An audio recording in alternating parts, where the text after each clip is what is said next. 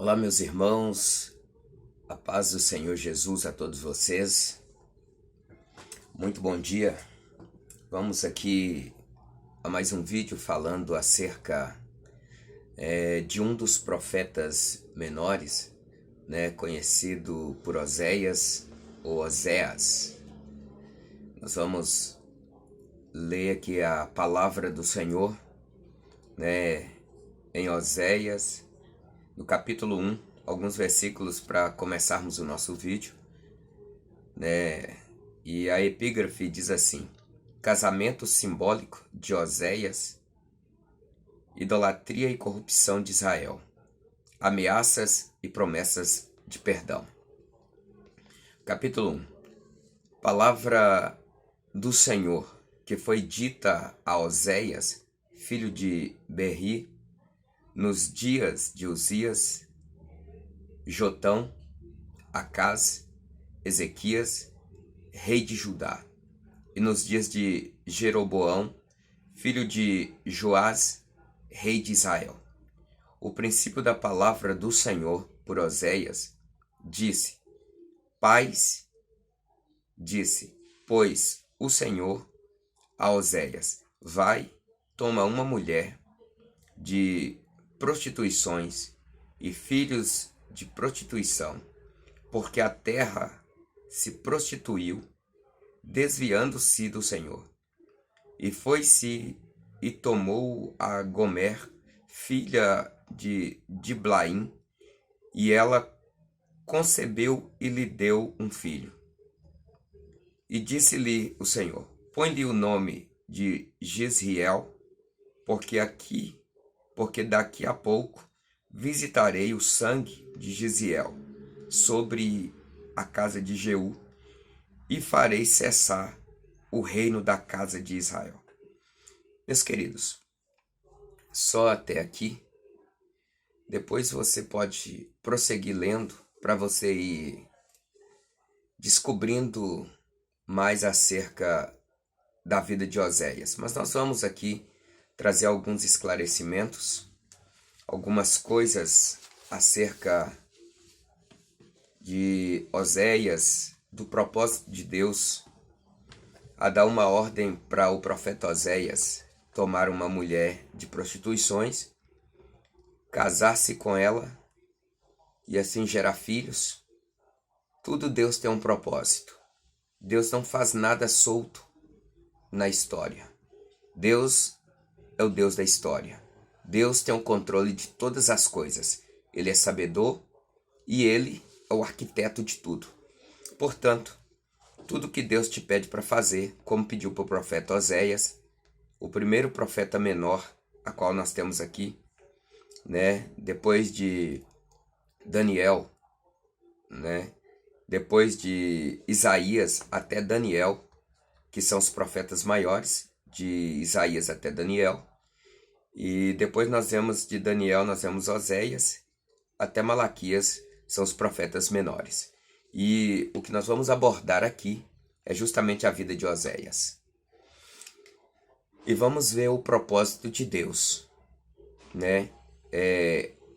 ao levantar Oséias como um dos profetas menores, e também qual é o propósito do Senhor em dar uma ordem para Oséias tomar uma mulher de prostituições para assim constituir uma família.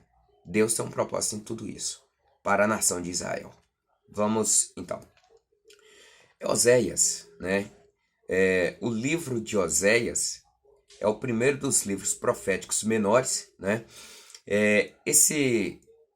Esses livros são chamados menores, não é porque Oséias era pequeno, não é porque Oséias não tinha tanta importância, não,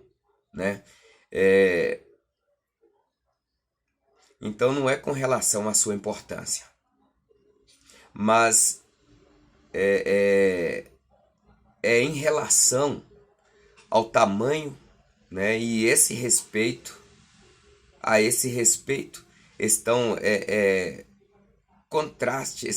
em contrastes com os escritos, né, dos profetas maiores. Ou seja, o profeta menor escreveu um volume menor. Profetas maiores escreveram volumes maiores de livros. As profecias foram mais. Não é em questão de importância, não é em questão de valor, não. Né? Os profetas são todos importantes, cada um com a mensagem profética para o seu tempo. E aqui nós vemos Oséias.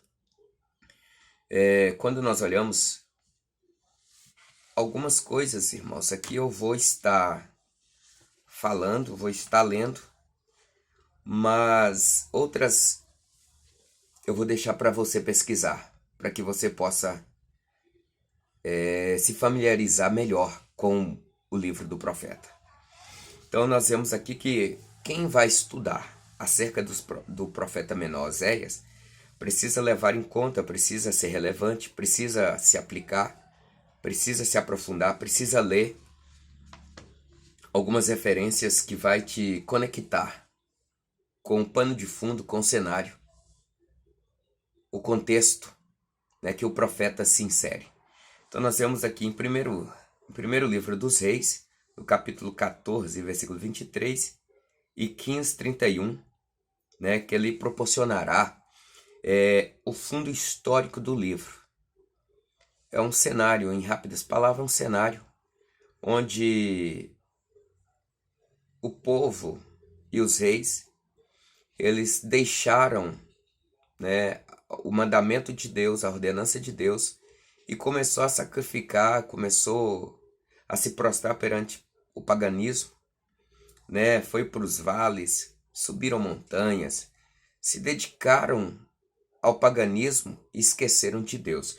Mas você lê lá que você vai ter uma noção melhor. O porquê Deus chama Oséias e dá essa ordem para Oséias escrever esse livro e alertar Israel acerca de tudo isso. Então, meus queridos, o tema do livro o livro de Oséias é uma grande exortação, né, ao arrependimento, dirigida às 10 tribos durante os 50 ou 60 anos antes do cativeiro de Israel. Então o tema já vem abrangendo aí algo muito importante, né? Isso foi antes do cativeiro, uns 50, 60 anos antes do cativeiro de Israel. O seu cálice de iniquidade, né, de Israel, enchia-se rapidamente. A iniquidade, eles se inclinava tanto para a iniquidade, para o pecado, numa velocidade tão grande que rapidamente esgotou a paciência de Deus acerca desse assunto. Os reis e sacerdotes eram assassinos, né, e libertinos. Nós vemos os sacerdotes idólatras, né, seduziam os povos para não adorar a Jeová. Nós vemos também, quando estavam em dificuldades, o governo se dirigia ao Egito ou à Assíria, pedindo auxílio, né, pedindo auxílio. Em muitos casos, o povo estava imitando a vileza ou a realeza moral dos cananeus. Viviam numa segurança descuidada, interrompida somente em tempos de perigos por um arrependimento. Então nós vemos aí que o povo de Israel se dirigia ao Egito, aos assírios, o rei de Israel, para poder pedir auxílio, quando eles tinham Deus, para poder socorrê-los, para poder ajudá-los. E só em perigos eles buscavam arrependimento, para poder assim se consertar perante Deus.